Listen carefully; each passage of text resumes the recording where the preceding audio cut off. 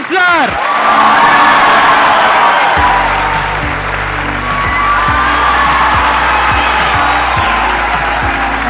क्या हाल जी, कैसे हैं आप? तो फिजिक्स वाला के नाम से जानते हैं, पीडब्ल्यू के नाम से जानते हैं। Please give an energetic and warm welcome to the one and only Alakh Pandey sir.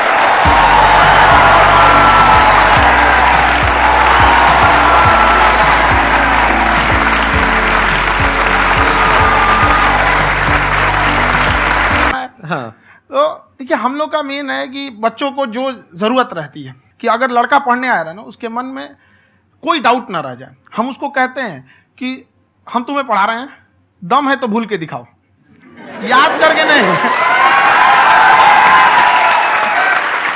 Kota में शायद एक इंस्टीट्यूट खोला है ना, तो वहां पे मैंने देखा ये बाहर ऑटो रिक्शा से उतर रहे हैं। ये अगर आज चाहे तो अपने प्राइवेट हेलीकॉप्टर से उतर सकते हैं वहां पर। इंडिया की 101वीं यूनिकॉर्न कंपनी के फाउंडर और उसके बावजूद इतने हम्बल, इतने डाउन टू अर्थ, और जैसे ये कैमरे के आगे हैं वैसे ही कैमरे के पीछे हमारी पूरी टीम ने बताया इससे पहले कि ऑडियंस प्राइस पॉइंट पे पढ़ा रहे हैं। आई थिंक वो सबसे कम है, वो बहुत ही कम है। सर ये जो फीस का कल्चर है, ये हमारा इंडियन कल्चर नहीं है। हमारा इंडियन कल्चर गुरु दक्षिणा है, उस हिसाब से वो सही है। ऑक्सीजन जैसे जिंदगी के लिए जरूरी है, वैसे एजुकेशन जरूरी है। कोई ये नहीं कह सकता है कि पैसे की वजह से वो खान सर के यहाँ से लौट गया। क्या बात है।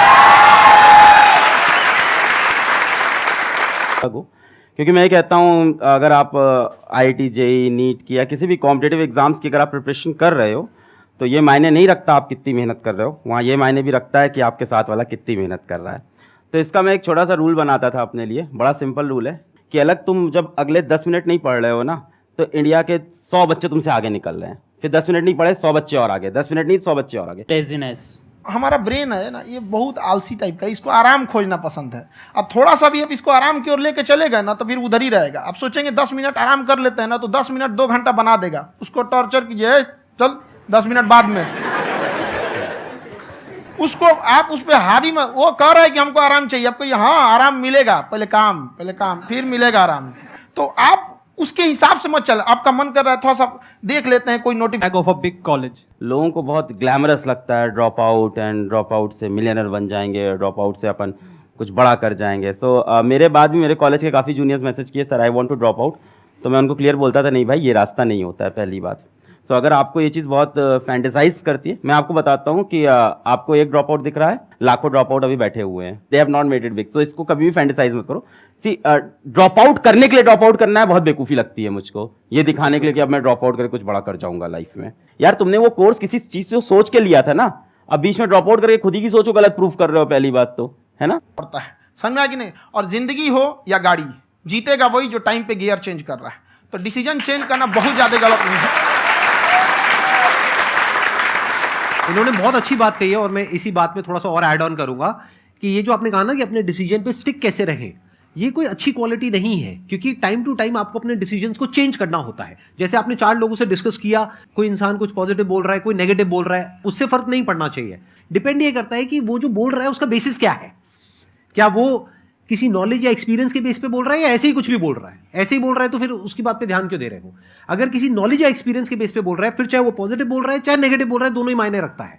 उसके बाद में रिसर्च करनी है, और फिर रिसर्च करने के बाद में फाइनल डिसीजन अपना खुद का होना चाहिए। अब वो डिसीजन उससे अलग भी हो सकता है जो आपने पहले लिया था, और वो सेम भी हो सकता है।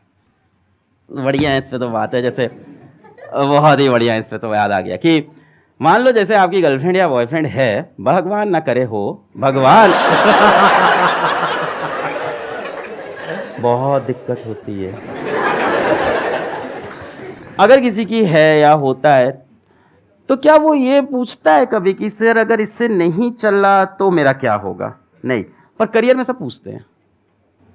मेरा तो वही है जिंदगी में, मतलब जो करते हैं ताबड़तोड़, वो चाहिए तो चाहिए। So that kind of spirit I have. And हाँ, उससे सेटबैक भी लगता है क्योंकि कई बार चीज़ें नहीं मिलती हैं, और तब दिल टूटता है बहुत भयंकर, और फिर रोता है इंसान, है ना, बहुत ज़बरदस्त।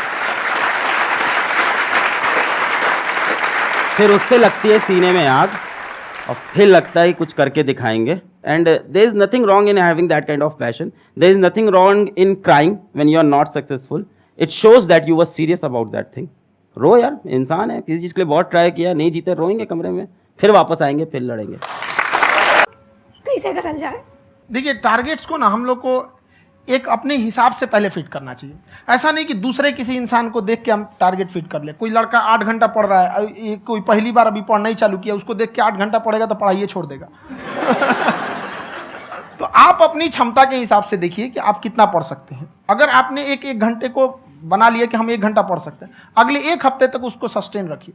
जिम में कैसे करते हैं लोग, पहले दिन उठा लीजिएगा 1 क्विंटल तो हार्ट अटैक हो जाएगा। तो वो धीरे धीरे टारगेट सेट कीजिए और अपनी क्षमता को भी देखिए। हर इंसान की क्षमता अलग है। कंगारू को देख के हाथी छलांग मारेगा, पैर तोड़ के बैठ जाएगा। भाई इस प्रोसेस को ब्रेक करो। और दूसरों वाले में यही है कि जब भी तुम अपना 10-15 मिनट वेस्ट करो तो खुद को सजा दो, बोलो यार क्या कर रहा है यार तू। एक रूल बना लो अपना कि हर 10 मिनट जब वेस्ट कर रहे हैं 100 बच्चा अपन से आगे निकल रहा है। एक्सीलेंट आंसर, या प्लीज, बहुत बढ़िया। अब बताइए कौन है जो पूछना चाहते हैं या चाहती है? सबको जोश आया हुआ है इस वक्त सर। सर कल रात से नींद नहीं आई है मुझे भी।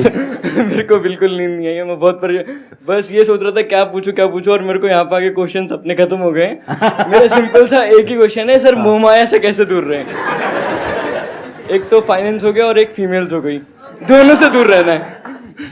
इंटरेस्टिंग है क्वेश्चन। तो कितने चाहते हैं इस क्वेश्चन का आंसर मिले? मैं जब कॉलेज छोड़ के गया ऑफलाइन कोचिंग में पढ़ाने, तो ये प्रॉब्लम मेरे साथ भी थी, मोह माया वाली। When you are good in something तो कहीं ना कहीं लोग अट्रैक्ट होते हैं आपसे। So I got myself bold, मैंने खुद को टकला कर लिया। ये यूट्यूब पे हैं वीडियोस हैं आपकी ऐसी? सर हाँ अच्छा है, चमकते हुए, हाँ।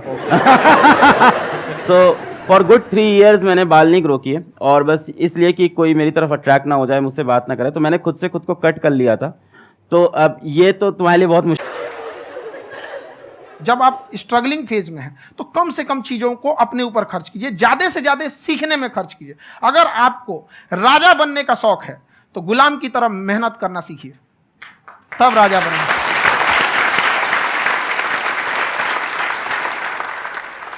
ये दुख, ये दर्द, ये सब तेरे अंदर है। तू अपने बनाए इस पिंजड़े से बाहर निकल के देख, तू अपने आप में एक सिकंदर है।